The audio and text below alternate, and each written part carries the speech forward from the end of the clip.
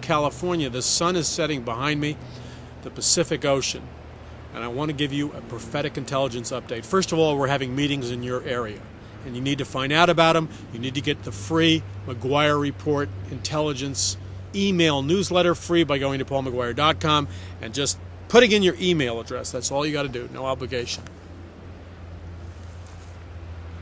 What's happening in our nation?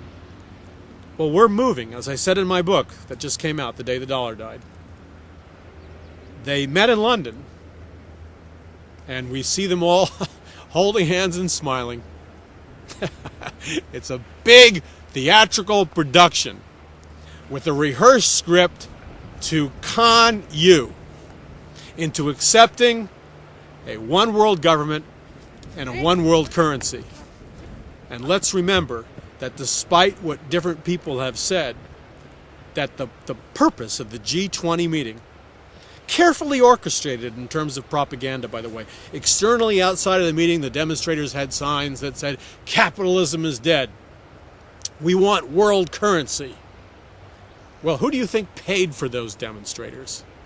The same people that are financing the G20 meetings. Because the message that the demonstrators were communicating, that they wanted world socialism, is what the guys are doing and the women are doing in the G20 meeting. They're orchestrating and planning world socialism. They aren't capitalists that they're being accused of being. We're in the middle of the greatest world socialist revolution since the history of mankind. The demonstrators are staged to make you think there's a counterbalance, to brainwash you, to program you. It's part of a magnificently orchestrated propaganda machine.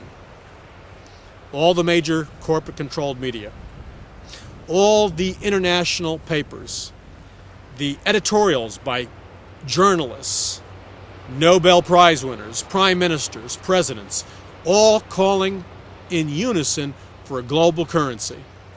This G20 meeting, and it's just the beginning, the UN Convention on the Climate Change is part of the process.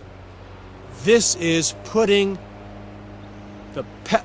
your foot on the accelerator to put us high speed towards global government.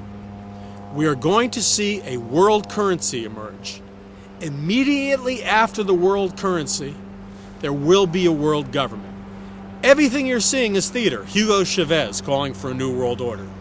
Well, why is Hugo Chavez in Venezuela calling for a new world order, who supposedly is an enemy of the United States of America? And Henry Kissinger of the Council on Foreign Relations is calling for a new world order. They're not calling for opposing things. They're calling for the same thing because they're on the same payroll. We are moving quickly towards the planned destruction of the United States of America. Their goal, if they can get away with it, is Constitutional Convention, crisis, change through crisis. They need to rewrite the Constitution of the United States quickly, because they have a problem.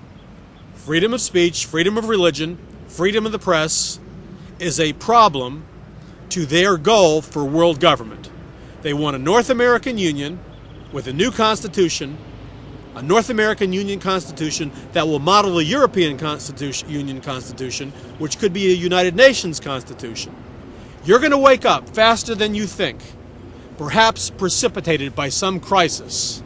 You're going to wake up stunned and shocked and discover that the America that you once knew, or the Great Britain, or Australia, or France that you once knew, or South American nation, or Asian nation, Japan that you once knew, is no longer an independent sovereign nation, that your nation has now become part of a global government. They've been planning this for over 100 years. This so-called economic meltdown is artificially engineered. It's a manufactured crisis. You've been conned. You've been sold a bill of goods, and they've got you just where they want you, running, scared, and terrified, because they understand that once they have you running, scared, and terrified, you'll get down on your hands and knees and beg for Big Brother to bail you out, and you'll give up all your freedoms. That's where they want you. That's the game plan. That's why Rockefeller said, we're one crisis away from a new world order. We're going there with lightning speed. Now here's the hope. It's not a fait accompli. It's not a done deal. It's not a slam dunk. They think it's a slam dunk, but they have one part missing from the equation. The existence of a personal living God of the universe and the truth that with God all things are possible. They weren't counting on that because they're humanists. They don't believe in God. But you and I believe in God, so just like David faced Goliath, the giant, we're facing our Goliath. And God will give us the intelligence, the resources, and the finances to do a peaceful end run around their agenda. Peaceful. I want to reiterate those words. A peaceful spiritual revolution. A great awakening. A revival. A final harvest before the return of Jesus Christ. You see, they're not counting on a final harvest before the return of Jesus Christ because they don't believe that Jesus Christ is returning. That's why they're dividing up Israel.